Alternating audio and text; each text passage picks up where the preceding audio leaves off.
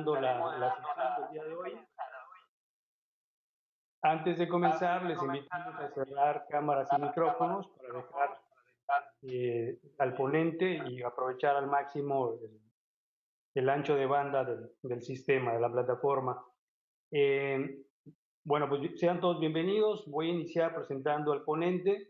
El título del seminario virtual es el acceso público a las bases de datos hidrológicos y atmosféricos en México, y está a cargo de Luis Brito Castillo, que es investigador titular del CIMNOR, Unidad Sonora, es ingeniero hidrólogo y maestro en ingeniería por el Instituto Estatal Ruso de Hidrometeorología en San Petersburgo. Es doctor en ciencias, pertenece al Sistema Nacional de Investigadores del nivel 1, también es miembro de la Unión Geofísica Mexicana y pertenece también a la Asociación Americana para el Avance de la Ciencia. Ha sido coordinador de la línea estratégica Procesos Ecosistémicos y de Servicios Ambientales del CIMNOR. Es autor y coautor de diferentes capítulos del libro, resúmenes en extenso. Ha publicado en journals nacionales e internacionales. Ha dirigido tesis a nivel licenciatura, maestría y doctorado. Y evidentemente es parte de la red de desastres hidrometeorológicos de Redes Clim. Pues sin más preámbulos, les dejo con ustedes a Luis Brito Castillo y pues adelante, Luis.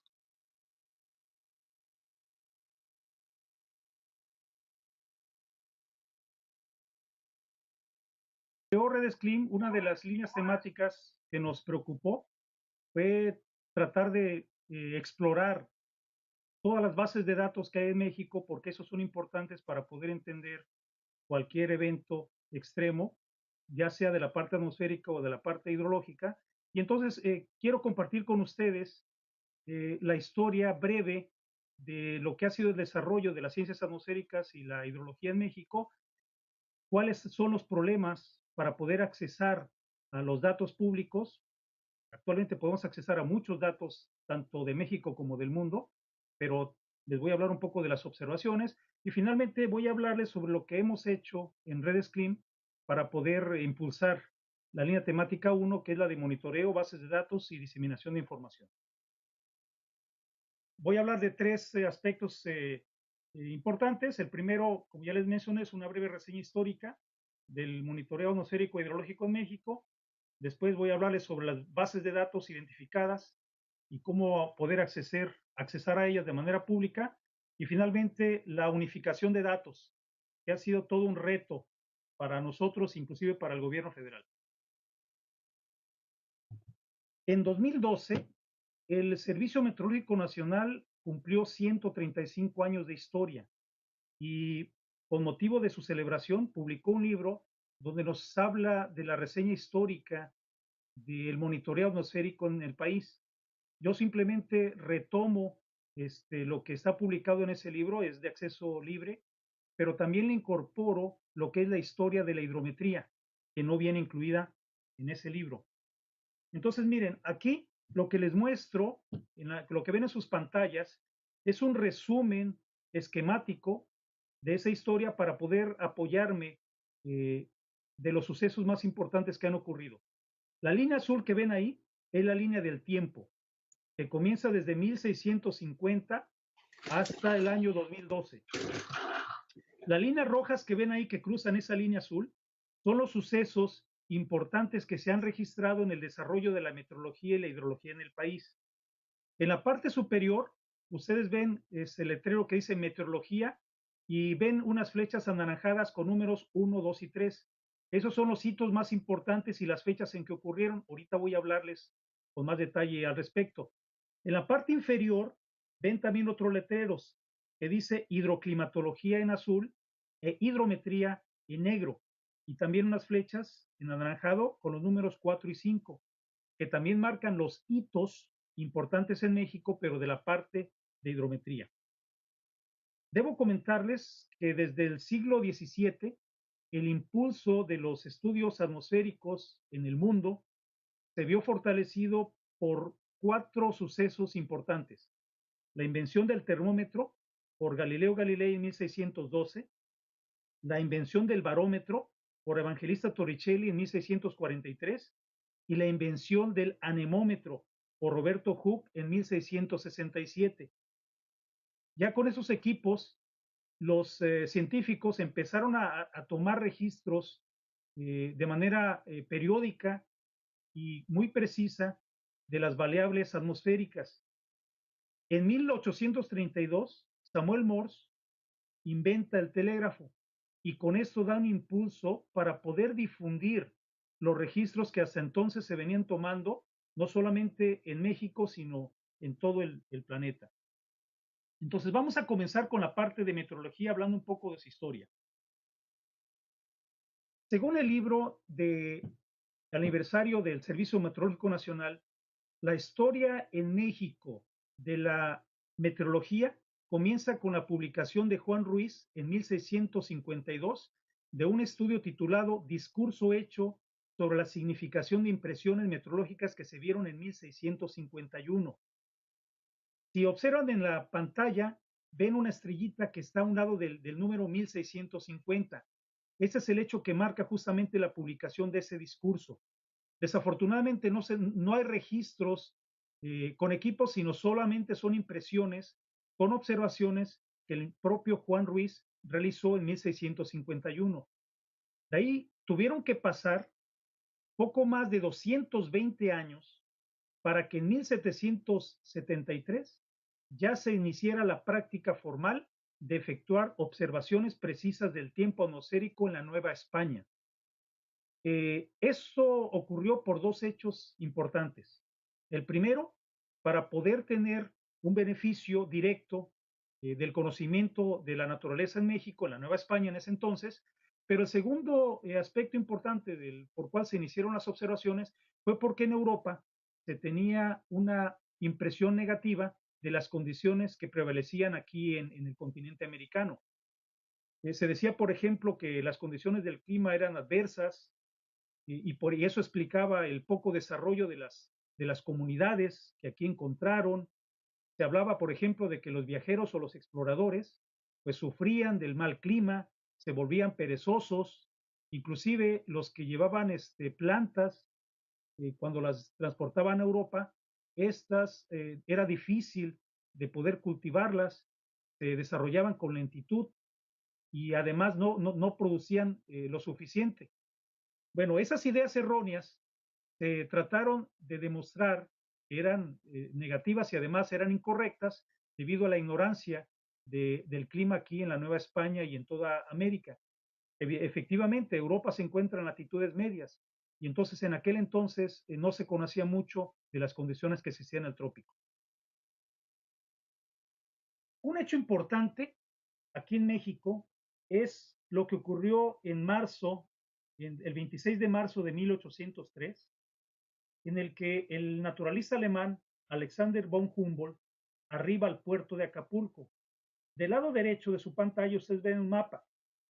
Alexander von Humboldt fue un explorador que llegó primero a las costas de Venezuela porque le interesaba conocer una ruta entre el Orinoco y el Amazonas, una ruta marítima.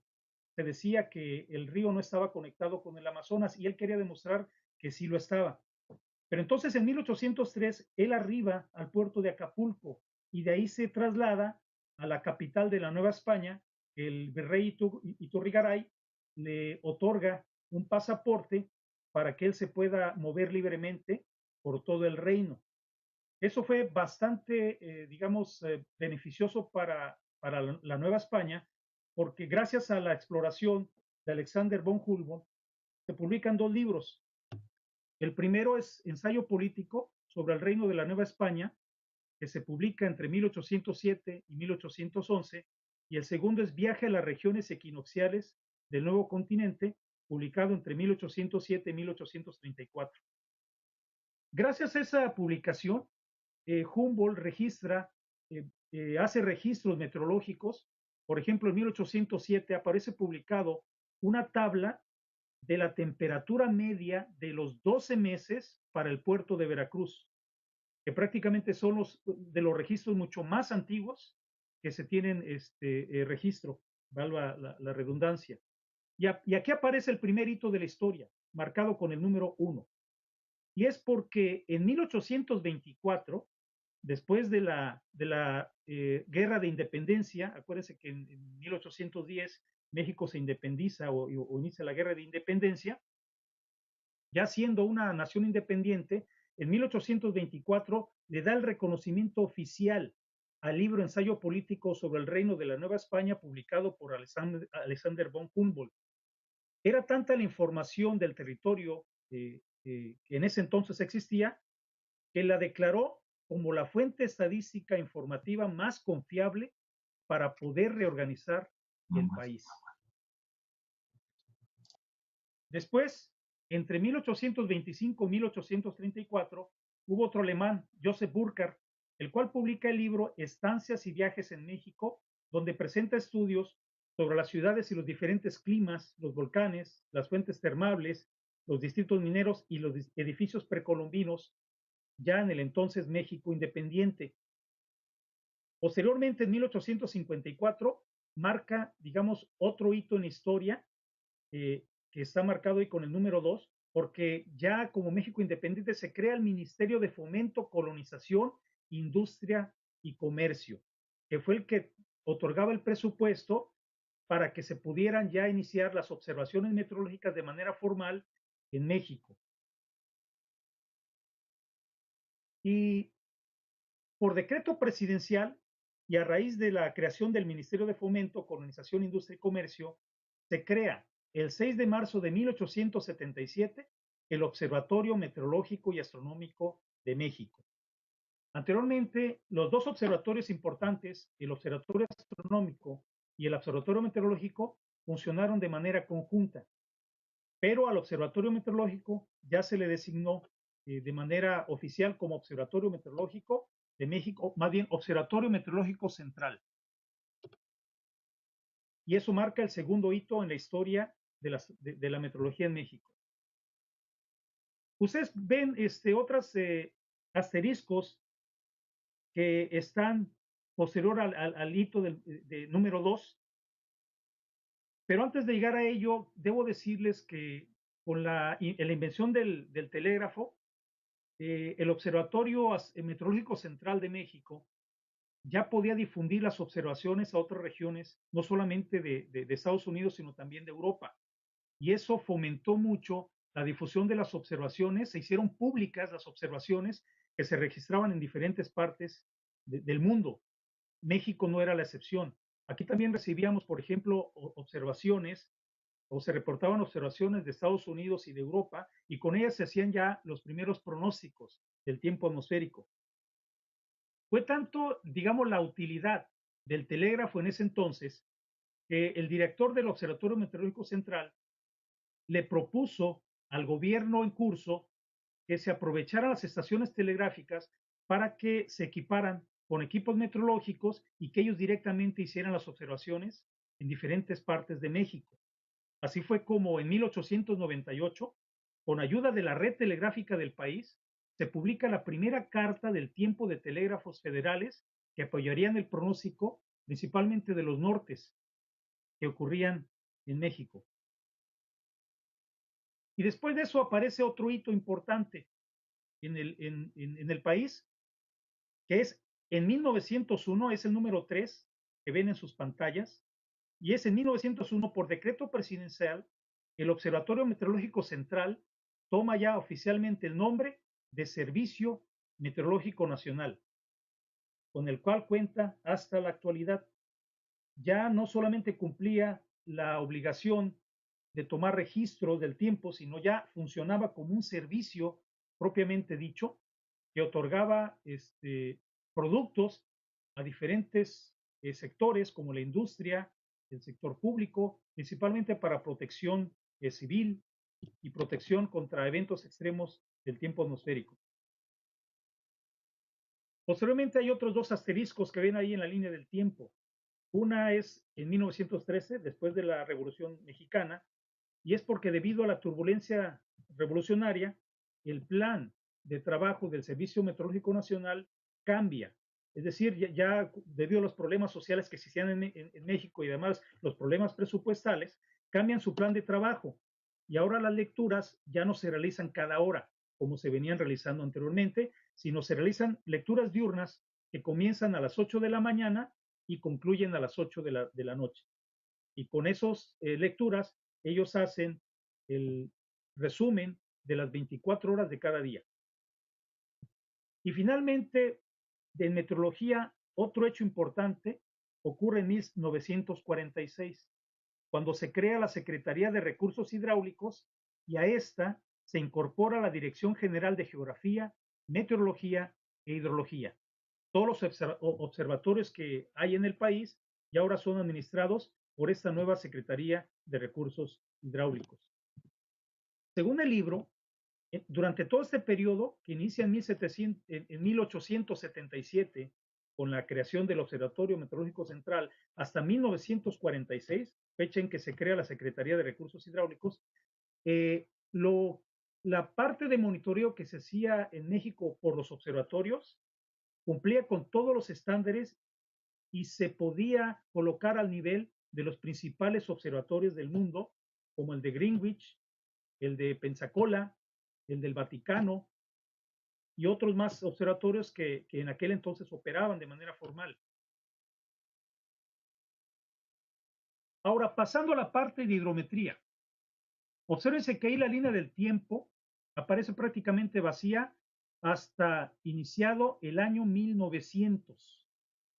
Es decir, fue la meteorología la que se desarrolló primero.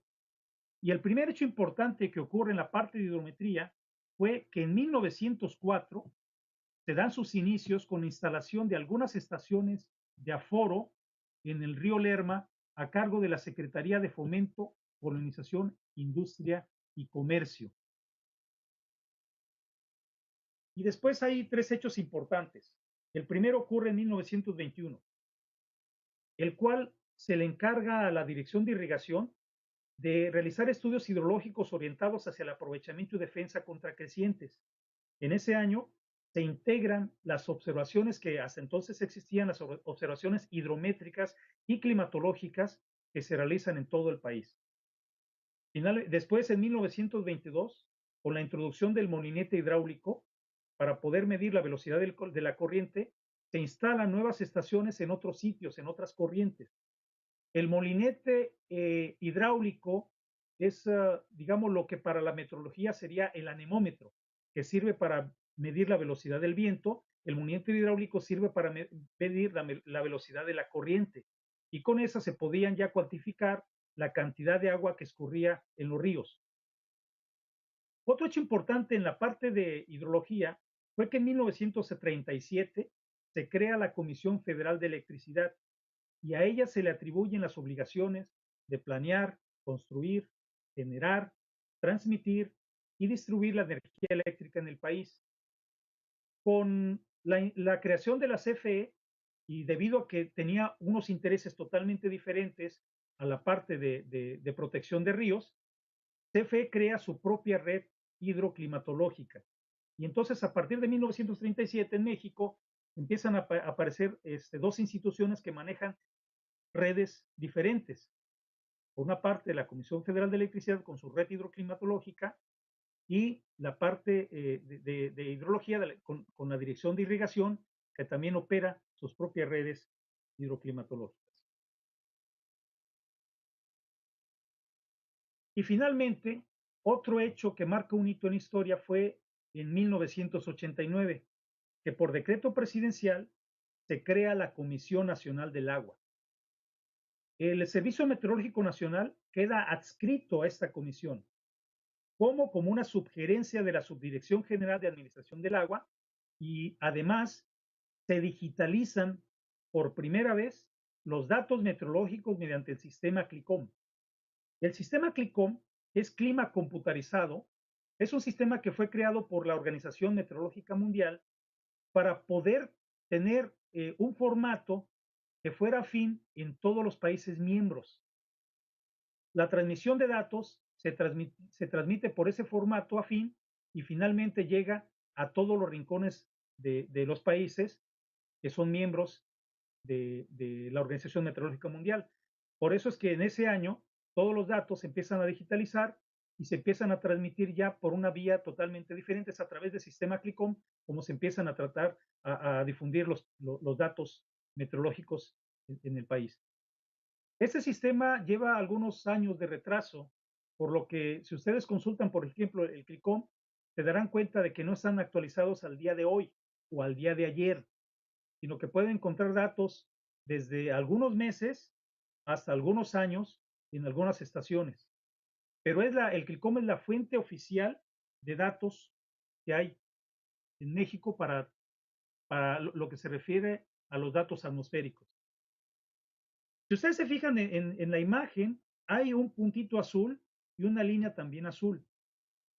Eso los marqué aquí, que posteriormente los voy a tomar con más calma, porque entre 2009 y 2010, la CONAGUA le pide al Servicio Meteorológico, digo, a la Organización Meteorológica Mundial, que haga un diagnóstico de cómo está operando el Servicio Meteorológico Nacional en el país.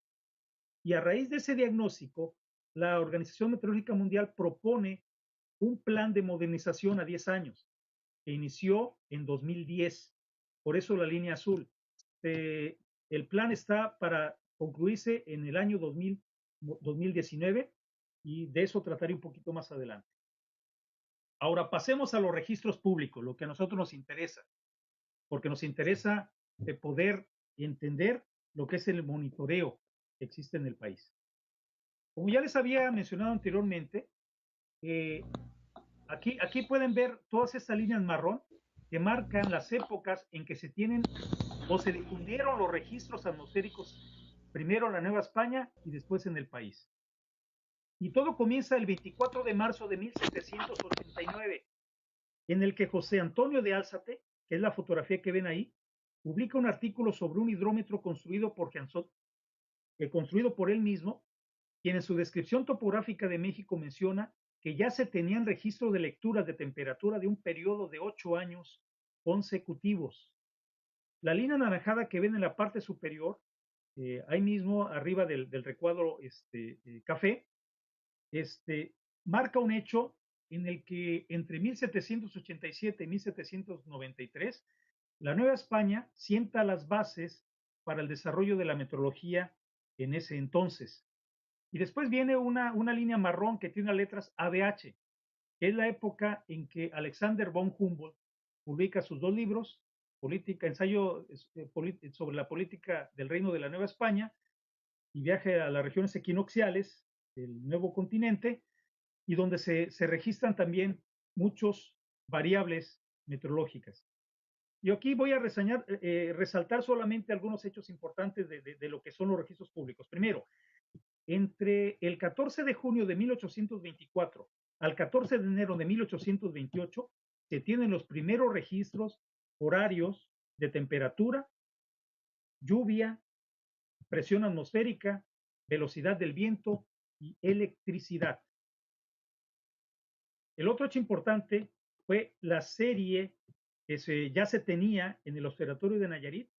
Era, digamos, en aquel entonces el observatorio más antiguo que se tenía en provincia, porque se tenían registros en el periodo desde 1844 hasta 1894. Estamos hablando de un periodo de 50 años. Desafortunadamente, los puntos que ven cerca de la línea del tiempo, de color negro, marcan la época en la que hubo interrupciones a esa serie tan larga. Los registros se perdieron, no se sabe por qué, pero aún se mantienen registros todavía muy antiguos.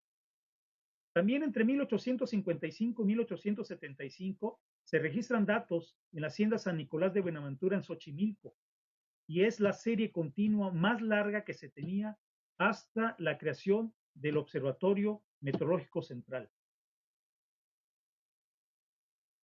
Debo mencionarles que hasta 1899 había 15 observatorios operando en México y que tenían registros por más de 10 años.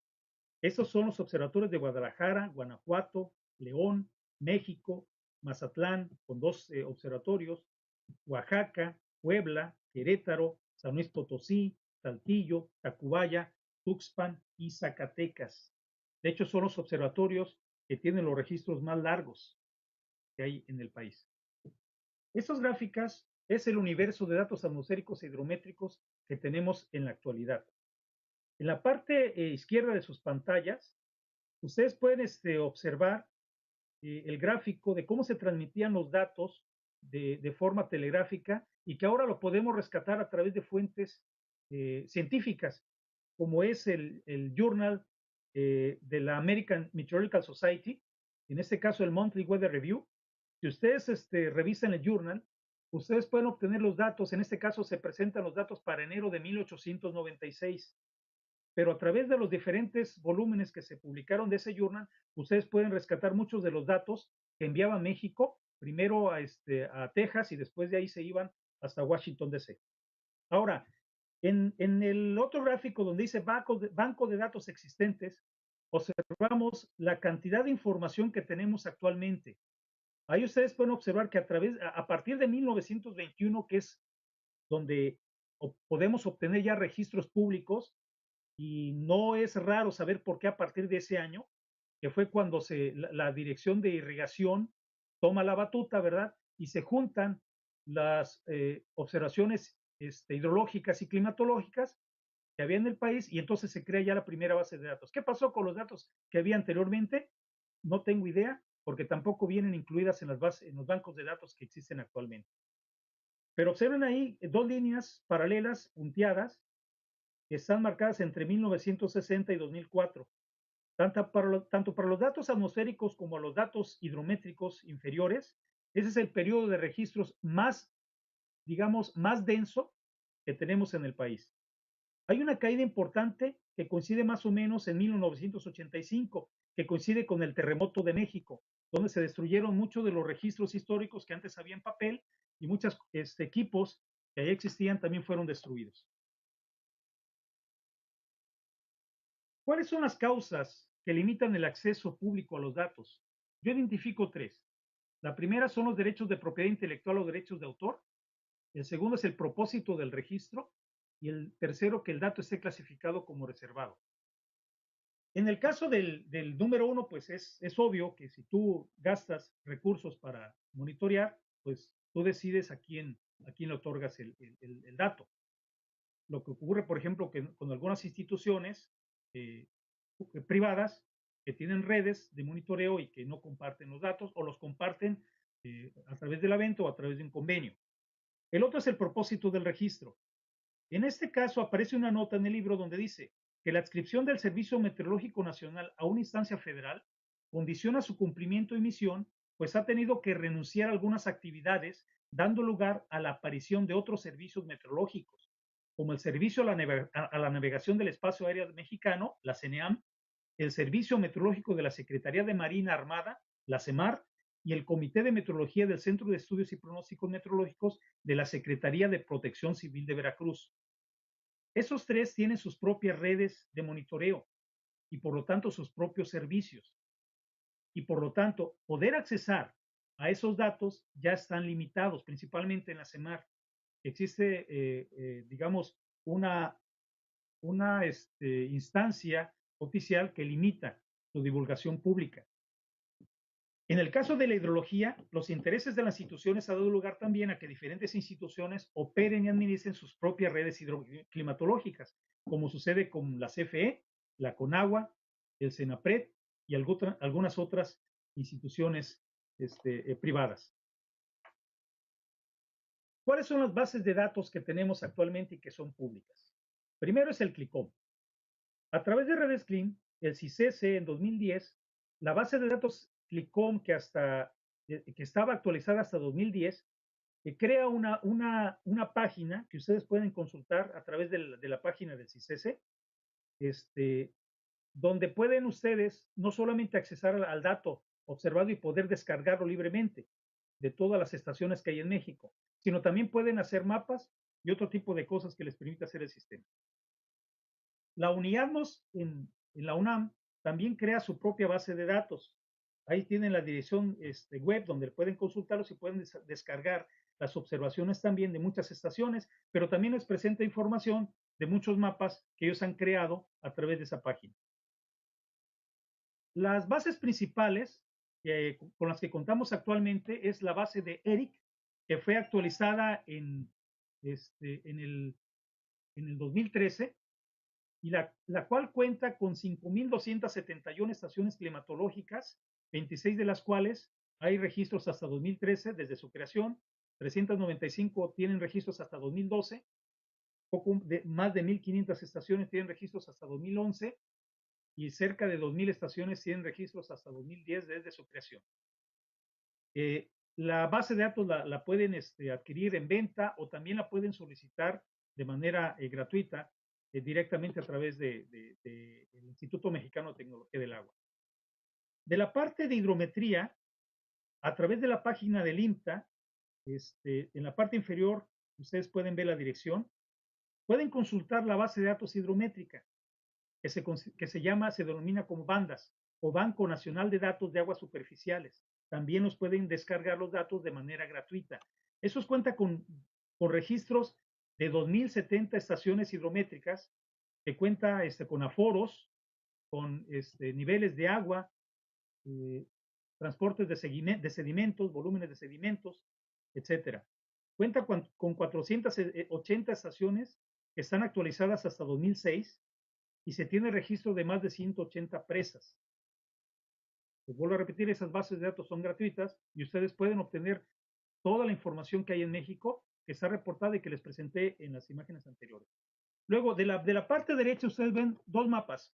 El mapa superior marca con puntos rojos las estaciones hidrométricas reportadas en el bandas y los polígonos son las cuencas hidrológicas asociadas a cada estación hidrométrica. Existe otra base de datos denominada Seattle o simulador de flujos de aguas de cuencas hidrográficas que fue elaborada por el INEGI y en la cual ustedes pueden accesar y descargar de manera gratuita todos los vectores de los polígonos y de las corrientes que hay en el país en escala 1/50,000. Es una base de datos bastante grande y pueden ustedes elaborar sus propios mapas con todas las corrientes, vuelvo a repetir, de escala 1/50,000, que es una base de datos que también está accesible de manera pública. Ahora, ¿cuáles son los tipos de datos climatológicos que existen actualmente en el Servicio Meteorológico Nacional? Existen datos de cada 10 minutos que se operan en las estaciones automáticas, cada 15 minutos en los observatorios sinópticos. Hay datos horarios también de observatorios sinópticos y los otros que son diarios de las estaciones climatológicas y los demás con otra resolución temporal como semanal, a 10 días, mensuales, anuales, que son calculados. Pero también hay datos de aire superior a través de las estaciones de radiosondeo y también las imágenes de radar, de satélite y las cartas sinópticas.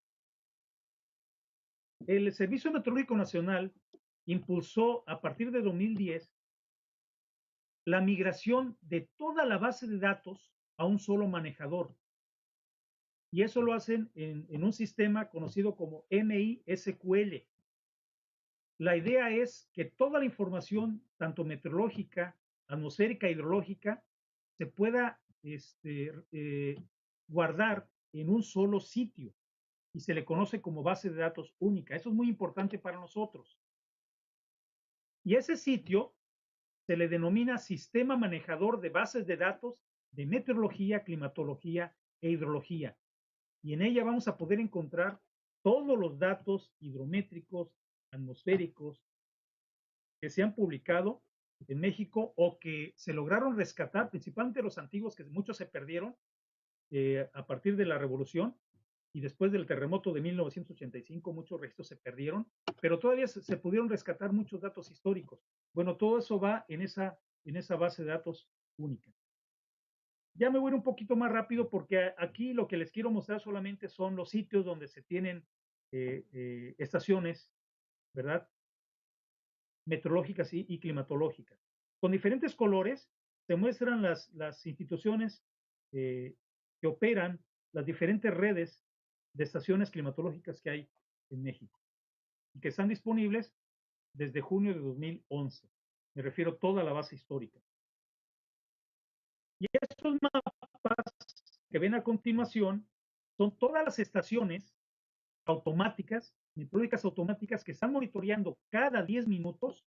Muchas se iniciaron en 2009, algunas iniciaron un poquito más tarde, en 2011, pero debo decirles que ustedes pueden accesar todos los días a los registros, los pueden descargar de manera libre en su computadora y conocen los códigos adecuados para poder accesar al FTP de las estaciones, pero pueden descargar de manera libre cada 10 minutos todos los registros que se monitorean en todos los puntitos que ven ahí. Son todas las estaciones meteorológicas automáticas que existen actualmente en México. Y eso ya es un resumen de todas ellas. Ahora, existe una institución como el CESABE,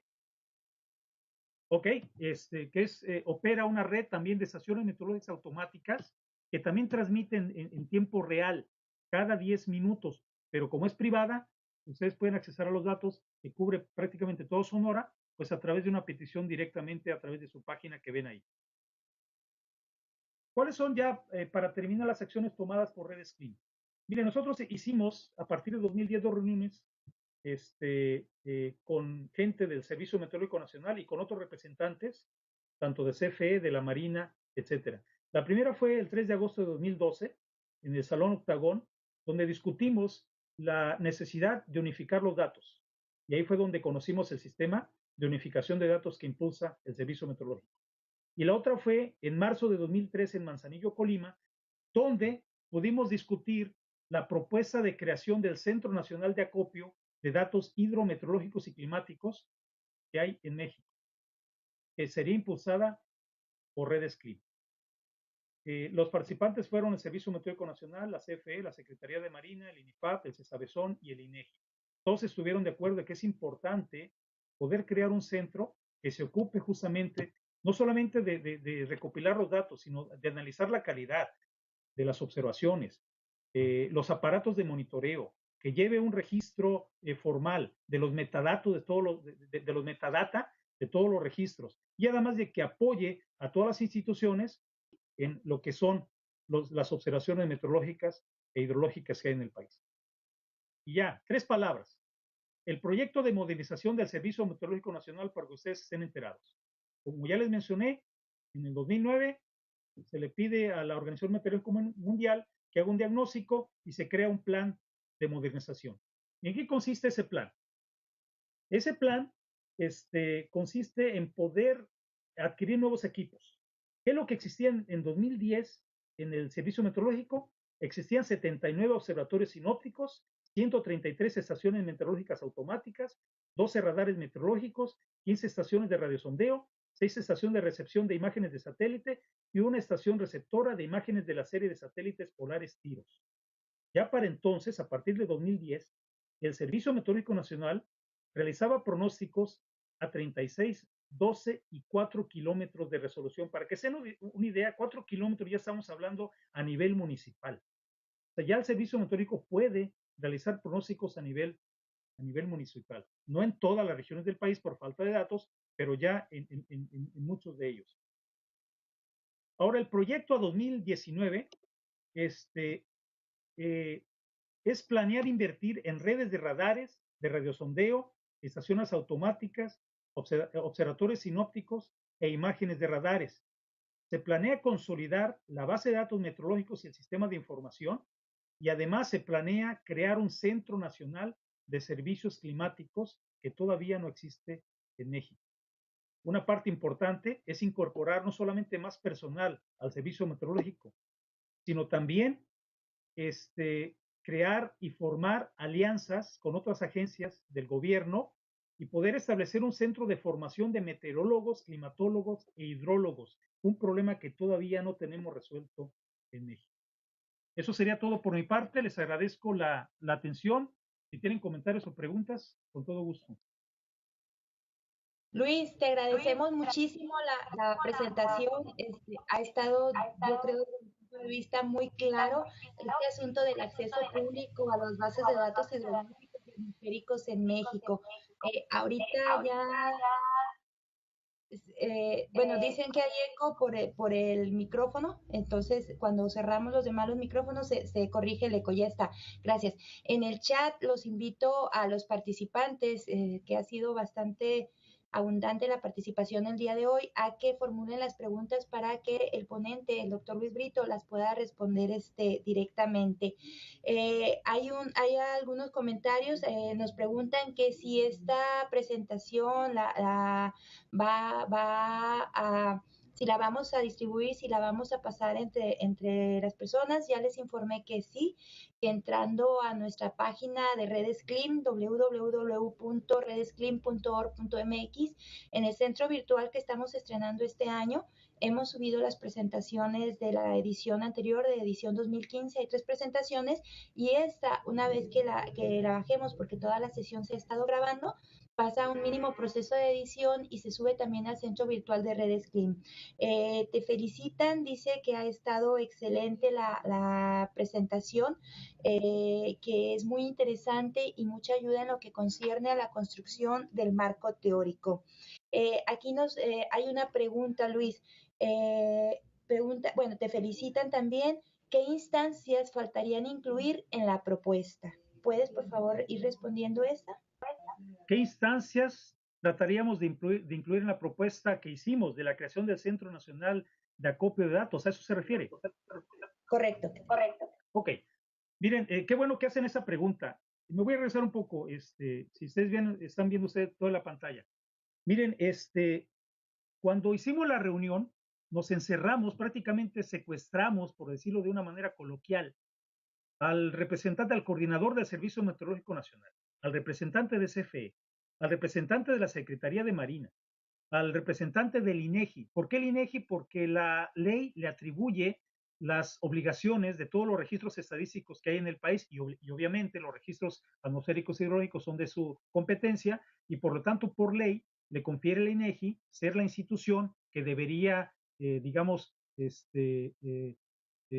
liderar esta propuesta.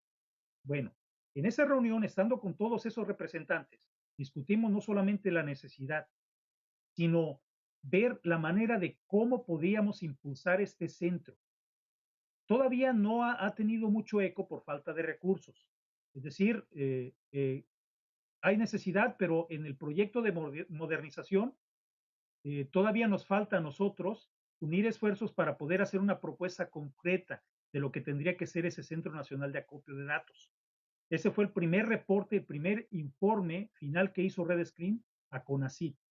Y las instituciones que evidentemente deben estar involucradas es el Servicio Meteorológico Nacional, porque es la que hace el pronóstico, y el INEGI, porque la ley le atribuye esas obligaciones. Ahora, ¿quiénes pudieran participar?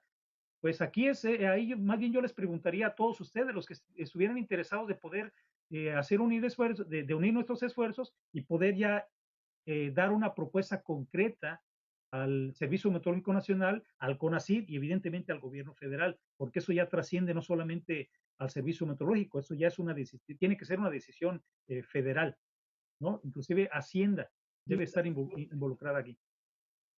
Ok, gracias Luis. Hay varios comentarios. Una disculpa, la pregunta la hizo Jorge Morán sobre las iniciativas y bueno, ya ahí la comentaste y dejaste la invitación abierta a quienes quieran participar, pues que se comuniquen contigo para ponerse de acuerdo. Ernesto, felicidades Luis y los organizadores por este excelente inicio de seminario 2016. Gracias. Juan Manuel Rodríguez, hola Luis, felicidades por tu presentación, fue muy interesante. En tus palabras, ¿cuáles serían las 3 cosas principales que debemos actualizar en México para mejorar el monitoreo meteorológico? Te pido las respuestas un poco más breves porque hay varias. Gracias. Sí, miren, ¿cuáles son esas 3?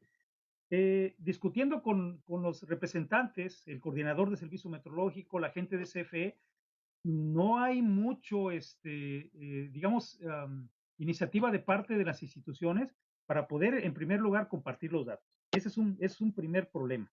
O sea, nosotros tratamos de resolver a través de un centro todos esos problemas de tipo administrativo, porque ya les había dicho, son 3 puntos importantes del acceso público a los datos. Primero, el propósito del registro, los derechos de autor y si el registro se considera como clasificado.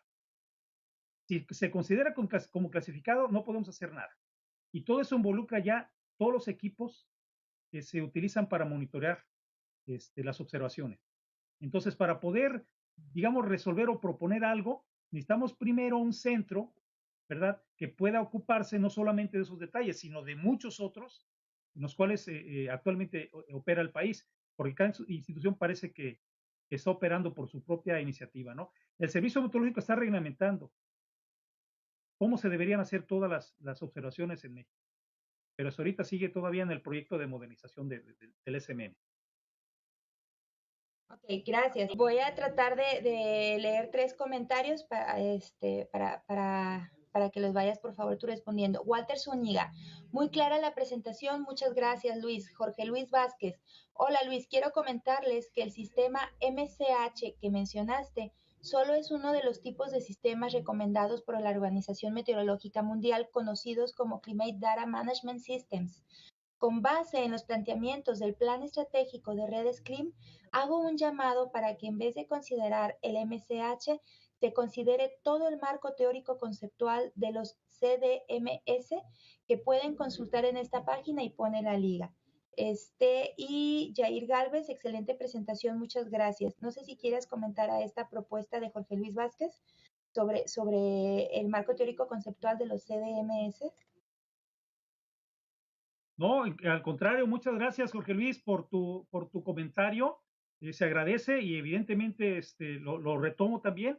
Gracias por también estar en la presentación. Eso es muy útil porque hay una retroalimentación de lo que nosotros tratamos de hacer dentro de Redes Clean y lo que deberíamos todavía impulsar.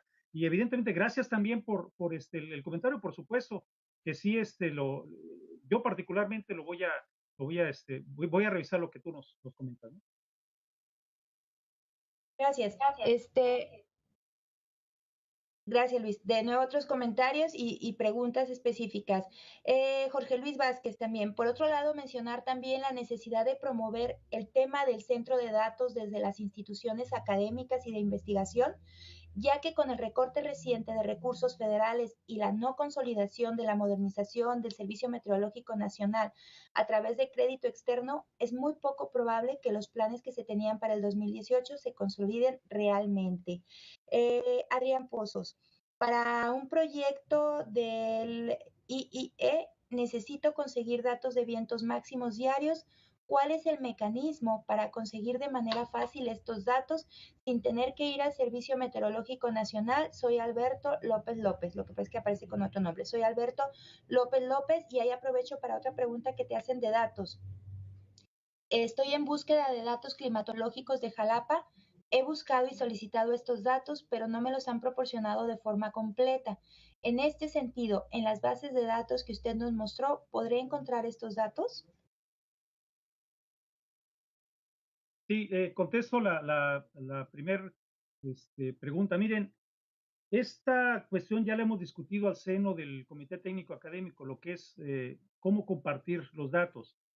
En la reunión de Manzanillo, llegamos a un acuerdo a través del coordinador del Servicio Meteorológico Nacional, el maestro Juan Manuel Caballero, en el que una institución de redes CLIM sería, digamos, la receptora como el espejo de la base de datos que hasta 2010 se tenía en el Servicio Meteorológico.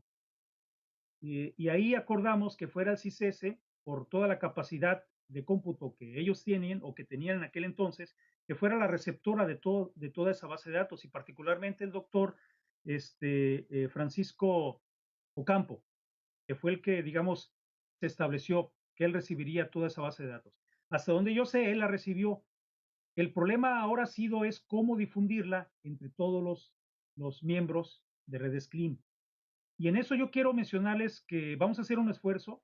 Eso habría que hablarlo evidentemente a través del CTA, que ya lo hemos discutido, para poder subir de algún modo la base de datos a la red, para que aquel que quiera consultarla pueda hacerlo a través de la red, evidentemente para los miembros de Redes Clean. Todavía no hemos visto el mecanismo de cómo pudiera funcionar esto, porque son muchos datos y las descargas también depende mucho de la banda del ancho de banda que ustedes tengan de internet para poder descargarlos. Ahí existen datos de los observatorios, ¿verdad?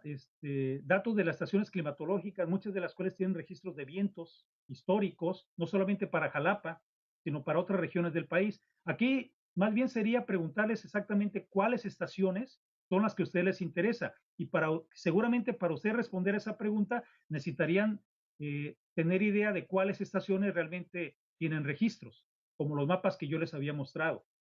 Pero entonces eso es una fase que tenemos pendiente a través del CTA, de cómo poder subir esas bases de datos para que al menos hasta 2010 no tengan necesidad de comunicarse al servicio meteorológico, sino que ya lo pueden hacer a través de nosotros, a través del CTA de Redescript. Gracias, Luis. Te comenta Juan Diego Martínez Nájera. Luis, se observa falta de mantenimiento e inversión de estaciones en general en el país, así como falta de integración. ¿Cómo consideras que se deben cuidar estos aspectos? Y aprovecho para otra pregunta que te hace Walter Zúñiga.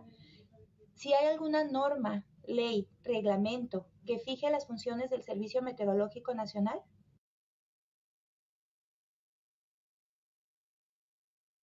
Pues eso primero, la del mantenimiento.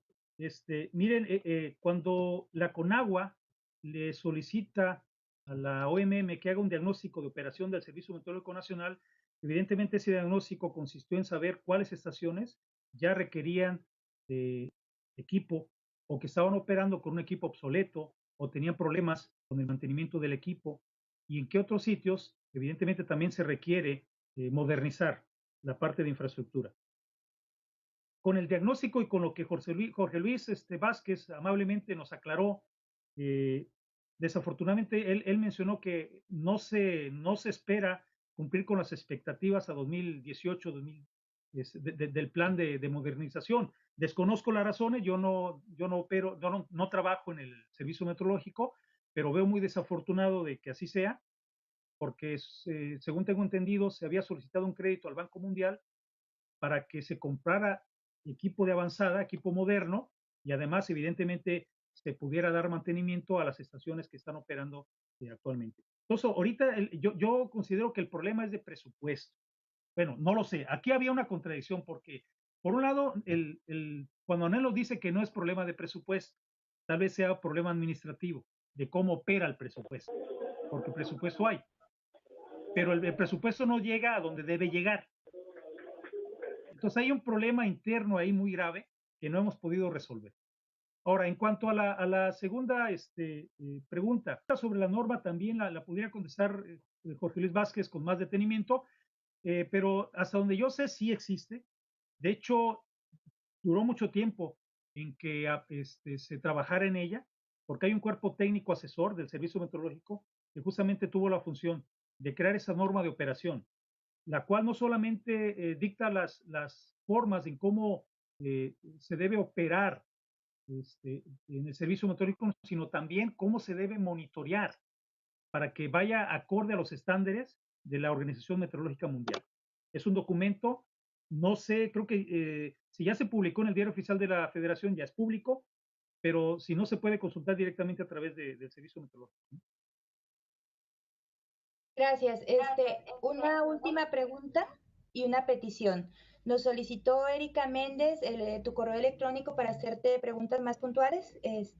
Tu correo y el de todos los miembros del CTA y de Redes Clima está en nuestra página, pero atendimos su petición, entonces ya les proporcionamos en el chat el correo electrónico del doctor Luis Brito por si alguien quiere hacer preguntas más puntuales o pedir algo en específico. Última pregunta. Alberto Velázquez, perdón. Buenas tardes, soy Alberto Velázquez del Colegio de San Luis. ¿Sabe usted dónde se pueden recuperar datos meteorológicos en maya para periodos de varios años? La página del CICESE solo se puede recuperar datos día por día. Felicidades por su presentación.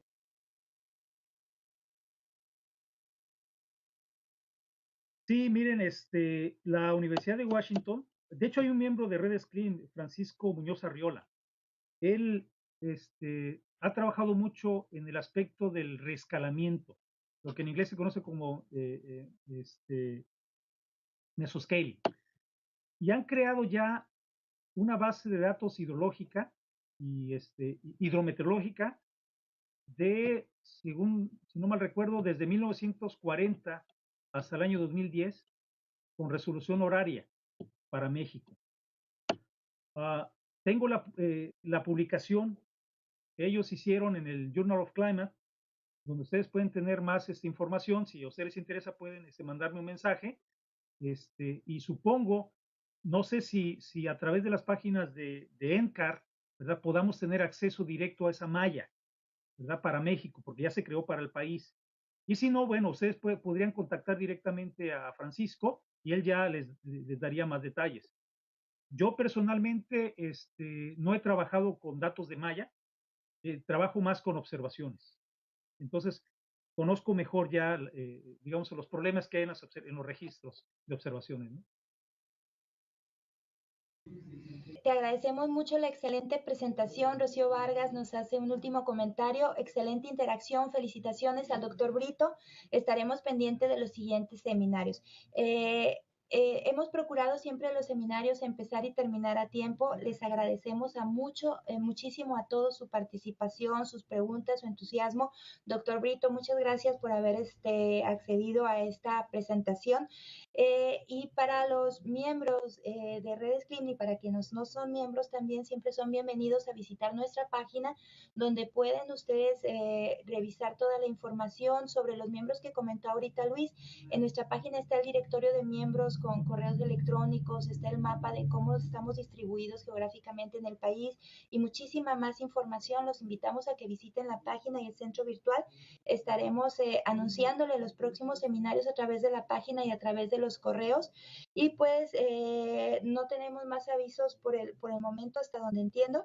Nada más invitarlos a que sigan participando, a que revisen la página, a que envíen sugerencias y comentarios.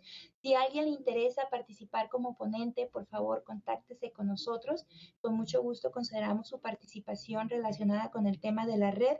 Pueden distribuir la página y materiales de nuestra red entre colegas y estudiantes, aun cuando no son miembros. Todo el mundo es bienvenido a revisar y a aportar. Les agradecemos mucho, Luis. No sé si quieras hacer un último comentario para despedirte. Por haber atendido esta presentación. Yo no imaginaba que hubiera tanta concurrencia, pero les agradezco todos sus comentarios. Lo que sí a mí me interesa mucho es que podamos tener una retroalimentación. Es decir, Redes Clean tiene objetivos que formulamos desde su creación y hay líneas temáticas que nosotros empezamos a impulsar y que ahora llevamos un proyecto donde tenemos ya tareas asignadas para este año. Sin embargo, muchas de las cosas que intentamos impulsar aún no han tenido eco. Y no han tenido eco porque falta, no sé si sea falta de interés por parte de la mayoría o falta de comunicación o falta de que no conocemos justamente sus alcances. Cuando se enviaron los informes, si ustedes pueden acceder a los informes a través de la página, me refiero a los informes de Redes Clean, ustedes pueden observar las cosas que hemos hecho y las cosas que todavía faltan por hacer. Evidentemente el esfuerzo de uno solo no es suficiente porque la tarea es demasiado grande. Es como lo decía uno de los directores del entonces Observatorio Meteorológico Central. No es para que se den una idea, ellos operaban con 3 personas. Le llaman observador 1, observador y observador 2. Y entre los 3 hacían las mediciones cada hora, durante las 24 horas del día, los 365 días del año. Y ellos 3 lo impulsaron. Evidentemente la tarea ahora en el país es muy grande y la tarea de unos cuantos, es decir, si le dejan la tarea al CTA, no se va a poder hacer. Necesitamos tener más retroalimentación entre todos nosotros.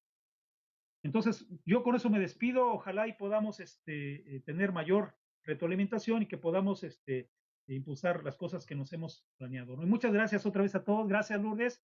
Yo con eso me despido. Gracias a todos y que tengan un feliz día. Muchas gracias a todos por su participación. De nuevo, Luis, muchas gracias.